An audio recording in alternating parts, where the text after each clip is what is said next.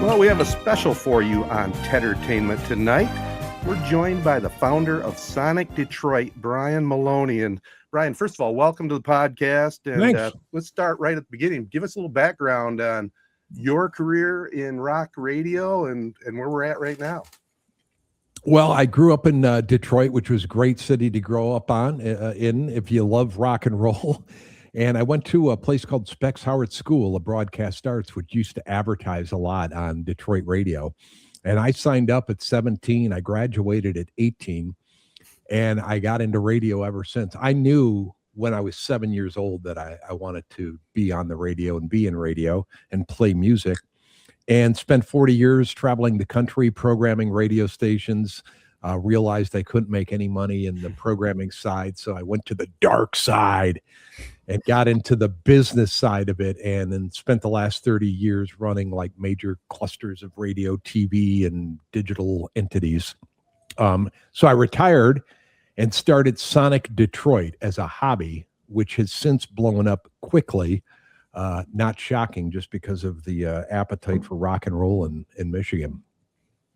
Well, you know, I go back to the 70s and 80s, and Detroit, I think, had maybe the premier rock stations in the country. I mean, there were so many of them. But what I like about your station, Brian, is the fact I just came across it on Facebook one day, and I said, I got to give this a little listen, you know, and I listened to it for a couple of days, and I go, damn.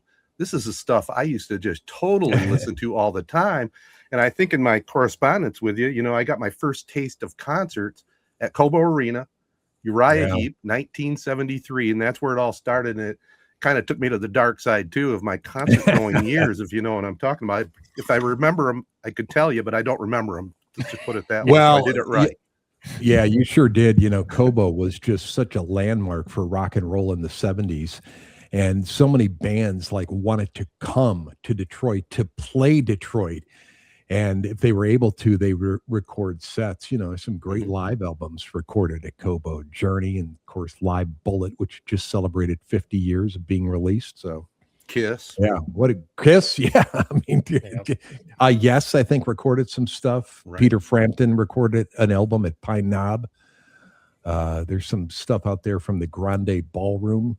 And Jarrett and Matt are probably like, what the hell are you guys talking about? I don't remember any of this stuff. Not necessarily. I mean, we'll get into it a little more, but my parents, you know, Ted's generation, classic rock people too, they grew up in Flint, Michigan. So, I mean, I grew up on classic rock also. So every band you're throwing out there, I know all about. I have this is just a very specific logistical question, I guess. Yeah.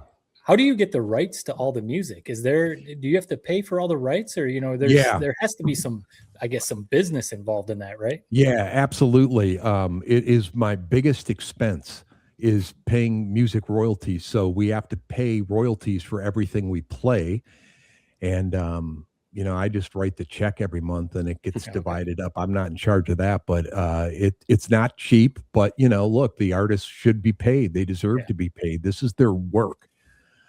So I'm all for paying them. And just eventually we'll get some sponsors to help underwrite it. Right.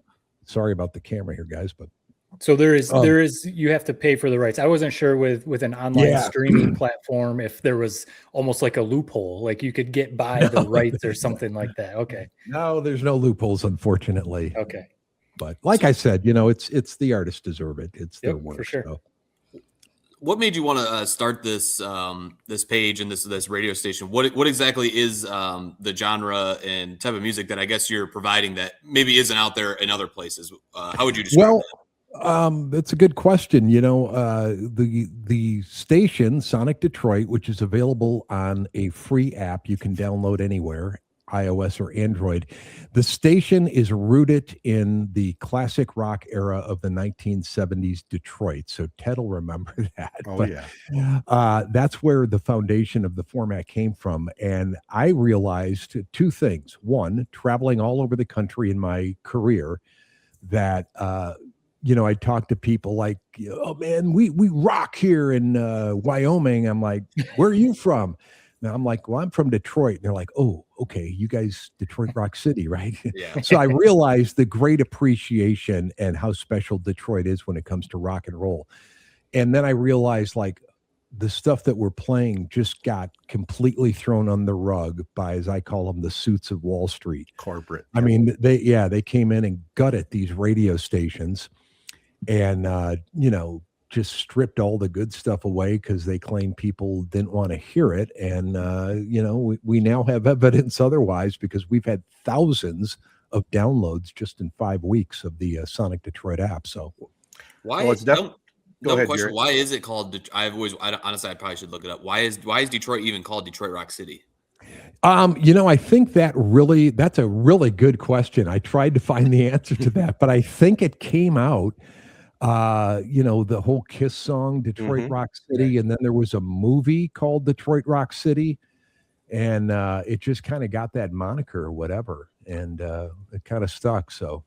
Well, like you said, I'm a longtime Detroit rock guy, and I was really bummed out when Cleveland got the Rock and Roll Hall of Fame. Yeah. I mean, it belongs in Detroit, man. You start with Motown and the other great artists and the way they love their rock and roll. What do you think it is, Brian, that Detroit rock fans, especially back in the day, just totally grabbed on to rock radio? I don't think I could put my finger on one thing. I think the fact that we had 4 album rock radio stations in Detroit in the 1970s was huge. I mean, that was unheard of to have 4 rock and roll radio stations in one city, and we did in Detroit, and they were good radio stations, really good and really good on-air talent. So I think that kind of fueled the fire. And then, man, Detroit, it's just the history's there, man. The grit. People would always ask me, like, oh, what's Detroit like? And I'm like, it's rock and roll, it's sports, and it's cars. I mean, there you have it, man. And so I don't know. It just, the bands love playing here. And, Matt and Jarrett, the fact that these bands that we're talking about, it gets passed down from generation to generation. So, and let's hope that doesn't stop.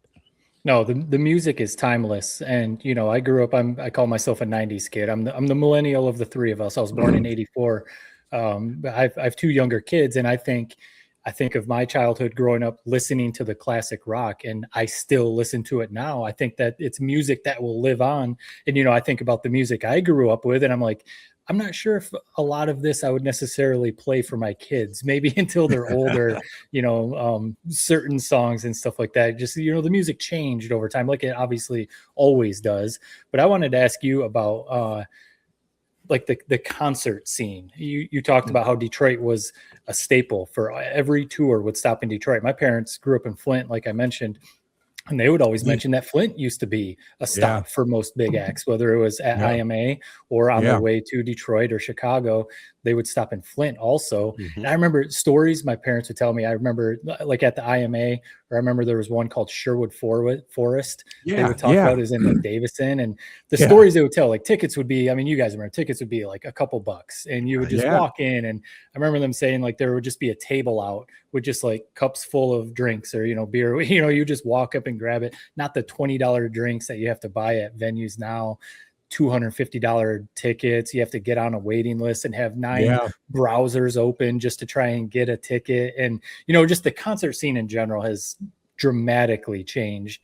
I don't know if in a good way or bad way, I don't know. I guess that's debatable. Ted even talks about how, like you used to save your ticket stub. Now you just get your ticket on your phone. And, that was a big part. Can you just talk about maybe in your opinion, your thoughts on how the concert scene has just changed in general? Yeah, I mean, Ted probably remembers bringing kegs into Pine Knob. Yes.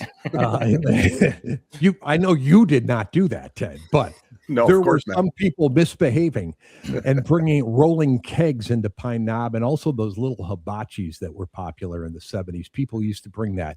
And then they got smart. They're like, wait a minute, man, we could sell beer and hot dogs and stuff. And so that kind of changed it. But yeah, Detroit has always been just a huge, huge city for live rock shows. One of the features we do on Sonic Detroit every weekday is called Sonic Set List. Love it. And I go back to a show, hopefully on the very date that it happened, and revisit it. So I've been doing a lot of research, and the amount of shows, I mean, every day there was a rock show in the city of Detroit over the years. unbelievable. And one of the things that I noted in doing the research for the Sonic set list is how these bands would roll into town, and they don't do this anymore. They would set up shop and do 2 or 3 nights at Cobo or Olympia or Pine Knob. Artists would come there and play 3 or 4 nights in the summer. And they don't do that anymore. They come, they play a night, they move on. And I'm not sure why that is, but yeah, Detroit's always, and then we talked about earlier, of course, the live albums that were recorded here. People wanted to capture that energy of Detroit in the live recordings. Is there a certain live performance that really sticks out to you that's been performed in Detroit that you think is maybe the best? Well, I think Live Bullet has to be the gold standard. I mean, which just celebrated on April 12th, 50 years of being released. But that album really, and then I would have to say after that, probably Kiss Alive, although while recorded in Detroit, the overdubs and post-production on that album were pretty heavy. So I don't know how much of what you're hearing was actually recorded at Cobo that night in 75, but yeah. Is it safe to say Bob Seger is the #1 rock performer out of Detroit, following his career at the beginning to where it became national? I was going to say, was it the Turn the Page version that you hear? The famous one was recorded at Cobo Hall too, wasn't it? Yeah, that whole album was recorded at Cobo. I would say Seeger's probably up there. You know, Alice Cooper, I mean, is still going strong. You know, Ted Nugent. There's been so many, but Grand Funk Railroad. I mean, but yeah, I would say Seeger is probably our flagship for the state, no doubt. Since you brought up Grand Funk, it's unbelievable they're not in the Rock and Roll Hall of Fame. I mean, it just blows my mind. Yeah, I mean, they were. It's really shameful because, you know, here's a band that frickin' sold out Shea Stadium faster than the Beatles did. Yes, and you know, they were playing stadiums. I mean, they were the biggest rock and roll band in America in the early 70s from Flint, Michigan. And what the hell, man?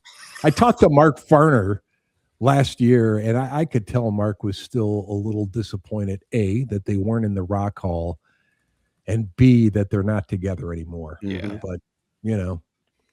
I'm sure Ted might have mentioned to you in your correspondence before the podcast. We had Mark Farner on the podcast. It's been 4 or 5 years ago now. It was a while ago. That was a really cool conversation. Yeah. I went and saw down here. PNC Pavilion is basically here in Charlotte. Is like the Pine Knob of here in Charlotte. And I went and saw Luke Combs. It was his first time headlining PNC. You know, he's kind of a hometown guy. He's from North Carolina. That was a really cool show. It kind of reminded me of that would have been like peak Pine Knob, you know, that scene. Yeah. But I went and saw Bob Seger when he came and played at PNC also, and Grand Funk Railroad opened for him. And I didn't know that at the time. Obviously Mark Farner, he was not there, but it was interesting because, you know, I grew up on listening to Grand Funk and Bob Seger. So seeing them perform live was really cool. Yeah, Seger was. I saw him here in Raleigh several years ago, and I remember walking out of the arena here, and people were just shaking their head. They were like, "Wow, that was a really good rock and roll show, just fabulous, all the way till the end for Bob." Yeah, I drove down to Greenville, South Carolina, and saw him one time too. It was one of those things. It was his final tour. I was like, I've got to see him a couple times before he hangs it up. One more for me. I don't know if the other guys, and maybe I have another one. I don't know if it comes up, but I wanted to ask you, a hot topic right now is Coachella. Coachella is probably like the biggest music festival. You know, there's a few, but I just wanted to ask you, you know, we can be the old people yelling at the clouds or something like that. Jared used to go to Faster Horses with his buddies, so we would always get a boots on the ground review of Faster Horses. But Coachella has got, you know, kind of along the lines of my concert question, how things have changed. The music, like Justin Bieber's there, and there's some really big acts going to Coachella. The music is really good, but it's become such a social media thing and like influencers, and it's more about other stuff than the music, than the artists and stuff like that. And I'm curious your thoughts on how, because I grew up going to the Warped Tour, you know, in the late 90s, early 2000s, before social media and cell phones really like exploded, where you just went for the music and to have a good time. So I'm just curious your thoughts on all that. Well, Coachella is, you know, evolved and morphed and everything like that. And I think I think these big festivals have actually turned into a brand. And you make an excellent point. It's a brand that you want to be seen at if you're an influencer and post the social videos. And, they sell deep into sponsorships for alcohol and Visa and MasterCard and all these other things. So it really has changed. I also think the lineups have gotten really diverse. So, Justin Bieber was at Coachella last weekend, right? Yep. Yeah. Headliner. So was Iggy Pop. And so was Jack White. And so you just got this collection of just diversity, which I do think is really good because you're turning people on that are 17 years old to Iggy Pop and they like it. So Did you see maybe you did, maybe you didn't, but don't ask me why I know this, but Justin Bieber, basically his set, he essentially just pulled up YouTube videos of his songs and sang them while he was like sitting and kind of a laid back type. What'd you think of that? As somebody who's a rock and roll fan, is that like making your skin crawl to think about that type of man, I don't like lip syncing. I don't like backing tracks. I don't like AI music or anything like that. I mean, it's when you get out there, you got to play live. Jack White, I mean, holy shit, that guy is just on fire playing live. Yeah, I mean, I'm just not into the lip sync and backing track and stuff like that. What was the first concert you attended, and then maybe what's your favorite you've ever gone to? Oh, that's a good question. I think probably the first concert I ever went to, like with my parents, was like John Denver. Was John? Who's laughing? He's got a Country Roads, a good one. That's all right. John Denver. No, it was actually a good show. It was John Denver, like Gordon Lightfoot and Bob Dylan. It was like Storyteller Night. The Storyteller Night in Olympia. Yeah. But the first rock show was Johnny and Edgar Winter at Cobo in '76. Wow. And the best show, man, I don't know. I've seen so many. I really don't know how to answer that. I love live music, man. It's rock and roll without a net is fun to watch. Yeah. What was it like when you were working as an in studio guy? Working in the business. Did you have anybody drop in for interviews, that type of thing? Yeah. That was again, growing up at 7, knowing I wanted to get into radio, and at 17 in radio, and then I remember sitting there. 20 years old, I was in Lansing at this rock station Q106 or something, playing music, and thinking, man, I got it made. I'm talking to Sammy Hagar at 2:00. Eddie Money's dropping by at 3:00, and I got to talk to a lot of people: Elton John, Axl, Slash, Cyndi Lauper, and gosh, so many. Rick Derringer, Eddie Money. Yeah, it was good stuff. Talk about dropping some names there. I do actually. I know, right? one did pop up for me. I'm curious. We've talked about, so Ted worked in sports radio. We told you for the bulk of his career, calling play-by-play for high school football, and we always talk about like how cool it is to still have that, because that, I guess, the small local stations calling high school sports has kind of started to go away a little bit. The town that we grew up in had a newspaper that we all loved reading, and reading the sports section and stuff like that. That's changed quite a bit over the years. I'm curious your thoughts on, like you said, the Q106s. I remember 102.5 being a station I grew up listening to, and there's the stations in Detroit that are still around. Can you just talk about, I mean, Sirius XM obviously is a thing, and that's a big deal, but like just the local radio stations, is that something you hope hangs on for a long time, or how do you think it's all going to change? I think they've given up. I mean, I hate to see it, man. 4 decades in it, a lot of talent and good things, but I really think they've given up because I haven't seen any innovation in radio in the past 7 to 10 years. Yeah. God bless people that do high school football. Keep it up. It's community. The kids go out there and they play. They deserve to be covered. But I think radio's really facing tough times right now. Like I said, the biggest thing that bothers me. What do you think, Ted? I mean, you spent time in radio.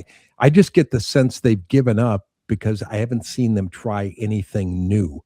Yeah, but it's pretty tough, Brian. That's for sure. I think the key for local radio is local and live, you know. I mean, they got to have local sports, local news, that type of thing. Yeah, mix in the music mix, but if somebody really wants to listen to music specifically, they're going to go to Sirius XM, or they're going to go to Sonic Detroit. You know, they're going to download an app and listen to what they want to hear. But I think there'll always be a place for radio, but I agree with you. The big time stations, they've given up the whole corporate thing, and it's when you tune into them, it's like nonstop commercials, and then they mix in a song, and then nonstop commercial, then mix in a song. I'm curious to ask the millennial and Jared. What are you, Jared? If technically, I think a Gen Z. Gen Z. Okay, so the millennial and Gen Z radio. What do you think of it? Go ahead, it Jared. was huge when, I mean, honestly, what I think maybe hurt it a lot was cars started getting, aux cord, and where you could just plug your phone right in and listen to it that way. But I mean, up until probably high school, which 2016, 2017, that was what I listened to mostly. It was just radio. 96.5 was the big radio station where we're at. I don't know if radio stations have necessarily gone away. To me, why don't we just pivot it more to your iPhone, where it's not, I guess, dialing it in on your car radio. So I still think if there's good radio stations and good radio hosts, more importantly, so Howard Stern, he used to do it on Sirius, correct? Now is he still on Sirius? He's still on Sirius. In fact, he was in Detroit radio at one time, W4.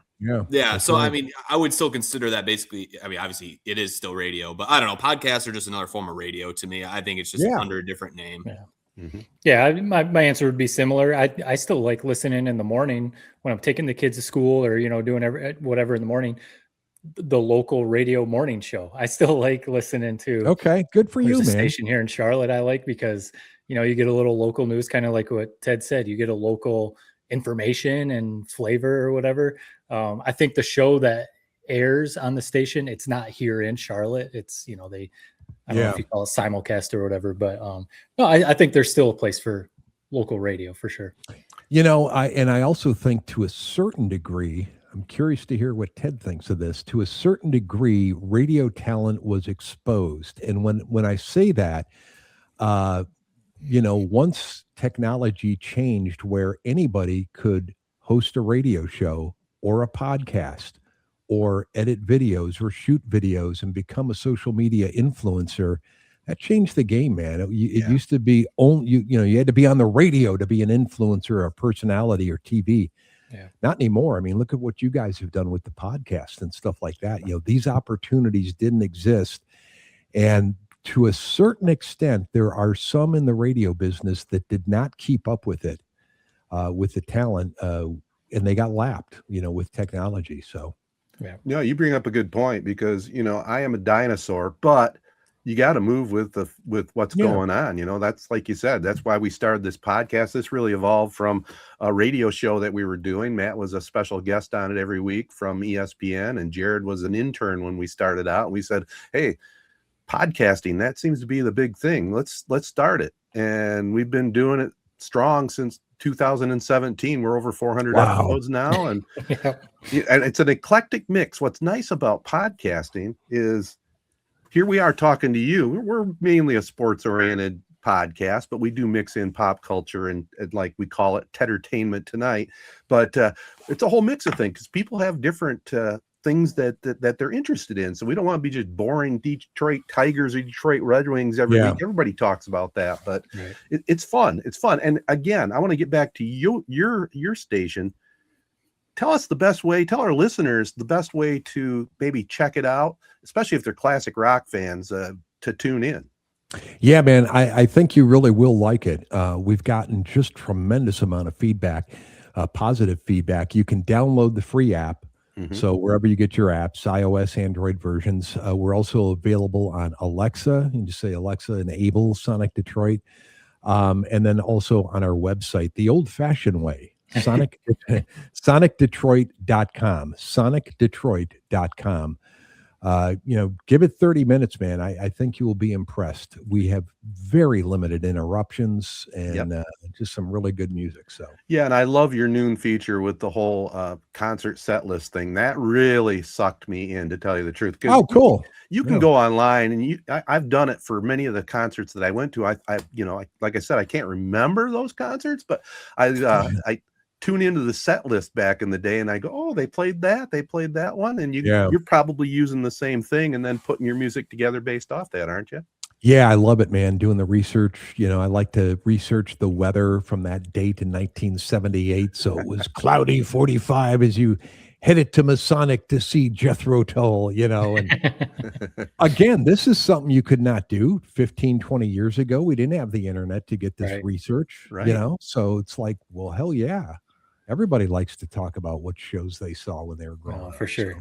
Well, the nostalgia is huge with music. That's for sure. It really is. And sports. Yeah. Absolutely. Well, you mentioned it too. You can listen to the corporate classic rock stations. You're going to hear the same playlist over and over and over again. But what you're featuring, album-oriented rock, which is what I grew up on and I love. You get the deep cuts. You get maybe some of the songs that people don't hear every day. That's what it's all about, brother. Yeah. Dig it. I really appreciate you checking it out. And hope. All right. Well, listen, we appreciate you taking the time. We'll definitely keep your number handy. If there's any big event like the current rock and roll inductees, I have another bone up my butt for that one as well. Yeah. The whole Rock and Roll Hall of Fame. Come on, let's just call it the Music Hall of Fame. That's what it is. It's not Rock and Roll Hall of Fame, for God's sakes. And as we said, I'm still pissed Cleveland got it. So me too, bro. I haven't gotten over that yet. All right, Brad. Hey, we really appreciate the time. Keep rolling. And, all right, man. Any of our listeners, check it out. Sonic Detroit. Thanks again. There you go, man. See you guys. Love it. Keep up the good work. Hey, thanks, Brian. Appreciate it, man. Well, guys, that was some fun stuff with Brian there. I mean, you guys know, and we all like music and classic rock, but he definitely knows his stuff, doesn't he? Yeah, you can tell. You could get him talking. Well, radio people, they got to be able to talk, that. But then you get him talking about music, and that's right up his alley. So that was a really cool conversation. I'll be checking out the station for sure. What would you say your favorite venue is, Ted, in Detroit? My favorite venue of all time was Cobo Arena. I mean, that might be a little bit nostalgic, but that was the first concert I ever went to. But currently, my favorite is, and it's a close second to Cobo anyway, is Pine Knob. Pine Knob is the place, man. So that's one thing. So your answer right there, that's one thing we were all firing questions. It was one thing I was going to ask. So you're saying Cobo, Pine Knob, but shows at Ford Field and Little Caesars are pretty cool. But like, is it the nostalgia that makes Pine Knob and Cobo better? Or think about the sound at Ford Field and LCA. I mean, that's pretty cool. It is. I just think the whole atmosphere, like I'll zoom in on Pine Knob. I mean, when you go there, it's just everybody is in a great mood. You got the people that sit up on the lawn, they got their weed going, they're just enjoying the music. And then they got the nice pavilion, and the sound at Pine Knob is not bad at all. Right. I will say the worst sound at a concert I ever went to, and it's one of the most famous concerts in Detroit, was 1976 at the Pontiac Silverdome, and Led Zeppelin played, to like 70,000 people. The acoustics were absolutely horrendous. Yeah. I mean, we were dodging M80s being thrown from up above. I mean, it was just crazy, but the acoustics in Silverdome was just terrible. Yeah, and they've come a long way there. Yeah. Like Ford Field, you said, I mean, the sound system is incredible. So it's more the environment. Like you said, the environment at Pine Knob is what takes the cake. Yeah, it's totally the environment. I mean, I went to a lot of concerts up at Saginaw Civic Center is what it was called in the day. And that also was a neat little venue, because I think it only held like 8,000 people, and probably one of my favorite concerts of all time was one that was more recent. We were talking to him about Bob Seger, but I've told you guys the story before. I'm on the road in like Toledo, Ohio, and I get a call from my wife. She says, "Hey, Ted, my girlfriend has front row tickets to Bob Seger at Saginaw. Can you make it?" I said, "Hell yes, I'm cutting this sales call short. I'll meet you up there." Yeah. And truly sat in the front row at a Bob Seger concert. I mean, that's probably an all-timer in my life. Awesome. Right there. How did you just pee your pants? No, I was a little too old. Well, I'm not too old for that. I was guess gonna now. say, That's because I've had to I stood front row for Faster Horses, and maybe that's just because that was like whatever, it's 4 or 5 hours. Like I Right. seriously had to just leave the concert. I couldn't do it. It was a blessing and a curse. I have heard of older people and younger people attending these marathon type of concerts with Depends, for that reason. Yeah. Or just peeing on the ground. That's where it gets disgusting. People Not just for peeing me. on the That's ground. not for me, man. I'm past those days. Yeah. All right, that segment there with Brian Maloney, that was a lot of fun, and we'll get into some sports right after this.